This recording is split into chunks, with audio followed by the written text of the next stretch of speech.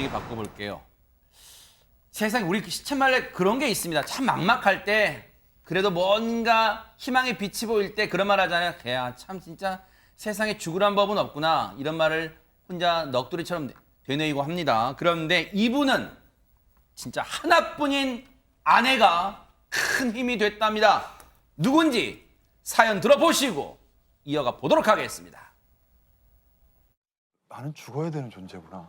나는 이게 자책의 끝이에요. 그래서 계속 산으로 올라갔어요. 산에서 이제 내가 떨어질 자리를 내가 여기면은 한 번에 내가 바로 기절하거나 끝나겠지. 거기를 늘 올라갔었어요.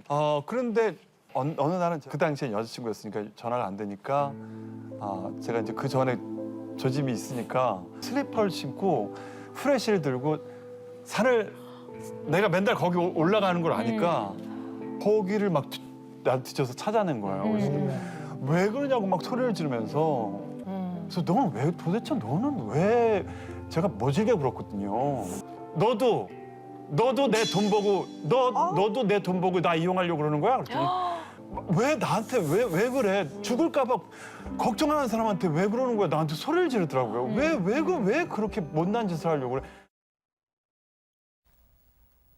안지중 기자님, 뉴스파이터가 박송 씨의 형과의 어떤 다툼, 법정 다툼, 그리고 그 과정에서 있었던 가정사, 가슴 아픈 가정사 전해드린 바가 있는데 지금 그 일로 이렇게까지 마음고생을 심하게 했던 거예요? 네, 박송 씨는 지금도요 30년가 동고동락했던 친형이자 전 소속사 대표와 송사 중임은 미리 말씀을 드립니다. 그런데 박송 씨가 이 법적 다툼을 시작한 지 1년이 지난 지금 처음으로 입장을 밝혔는데요. 지난 16일 방송된 동치미에서 박송 씨가 저는 정말 결혼이 목숨을 살렸다라고 얘기했습니다. 이게 어떤 얘기냐면요. 방금 영상에서 보신 것처럼요. 스스로 죽어야 하는 존재라고 생각을 했고 자책을 계속 해왔다. 그래서 산에 올라가서 한 번에 기절해서 끝낼 수 있겠다라는 생각을 하던 찰나에 당시는 여자친구, 지금은 아내죠. 이 아내가 찾아왔다는 겁니다. 산속으로 손전등 하나, 슬리퍼 차림에 찾아와서 자신을 찾았고 그때 절체절명의 순간에 아내가 수렁에서 건져 올렸다는 이야기를 한 겁니다. 네.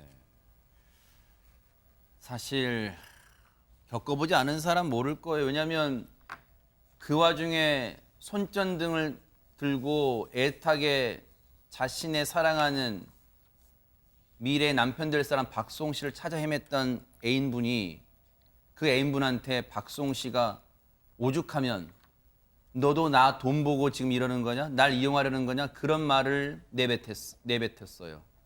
그런데 김은미 팀장님, 산을 오르면서 손전등에 의지해서 산을 오르면서 애타게 찾았던 당시 박송 씨의 애인분 심정이 어땠을까 생각이 그렇습니다. 듭니다. 그 당시 여자친구가 지금은 아내가 된 거죠. 그 당시에 이제 박수홍 씨가 산에 올라간다면 극단적 선택한다는 것을 느꼈겠죠. 그러니까 손전등 가지고 찾아 올라가는데 얼마나 심장이 아팠겠어요. 근데 만났는데 박수홍 씨가 지금 말하는 게 상당히 가슴 아픈 얘기죠.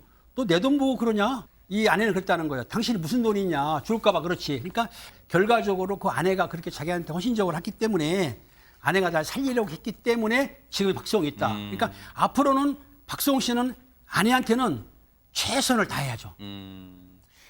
물론 당시엔 혼란스러웠고 또 믿었던 수십 년 동안 믿었던 친형과의 소송 과정에서 어떤 정신적 충격으로 감정이 격해져서 순간 그런 말이 나왔을 거라고 생각은 하지만 어쨌든 당시에 애인분께서 받았던 충격도 이루 말할 수 없을 거예요. 근데 이 얘기를 전에 들었을 거 아니에요. 처가에서 장인어른께서 미래의 장인어른께서 달가워하지 않았을 것 같은데요. 관련해서 얘기 좀 들어보시고 이어가 보도록 하겠습니다. 그 아버지가 죽었다 깨로도 안 된다고 그러는데 제 와이프가 그랬대요. 그 아버지한테 제 와이프가 망해도 내가 망하고 죽어도 내가 망하고 내 인생 내가 선택하는 거니까 아버지 여기선 더 이상 더 그 고집하시면 난 집 나오겠다고 그렇게 했대요. 제 와이프가. 그래서 결혼까지 간 거예요. 그 당시에. 그러니까 진짜 저를 살리려고 한 사람이에요.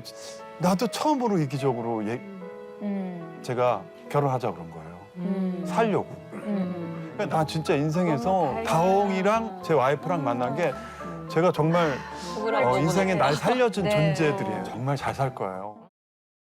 글쎄요. 어떤 드라마 대사 같은 그런 얘기기도 합니다. 글쎄요.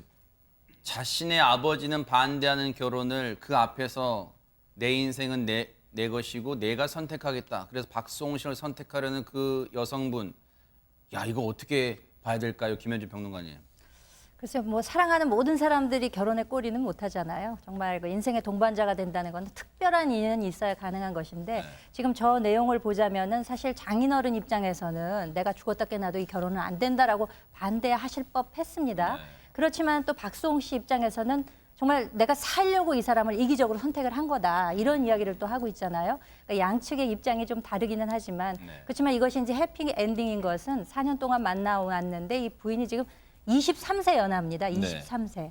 그 작년 7월에 두 사람은 부부의 연을 맺었고 또 올 4월에 보면은 여러 봉사활동 단체에서도 이제 활동하는 모습이 그래요? 이렇게 전해지면서 두 분이 부부의 인연으로 맺어진 만큼 이제는 좀 더 미래에 두 사람 손잡고 함께 열심히 걸어갔으면 좋겠다. 그런 생각을 해보게 됩니다.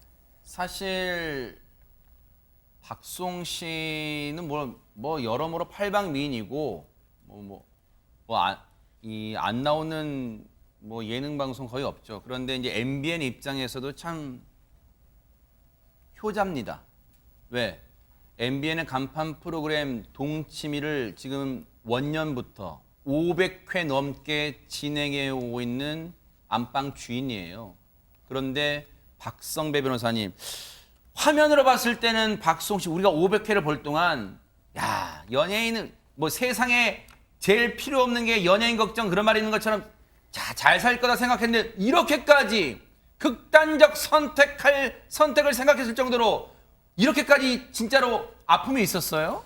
이 박수홍 씨가 1991년에 데뷔해서 30년간 방송 활동을 해왔고 성실의 아이콘으로 불려왔습니다. 그 사이에 이 박수홍 씨의 소속사는 그의 형과 형수 명의로 운영돼 왔죠. 그렇지만 지금은 친형 부부와 송사에 휘말린 상태입니다.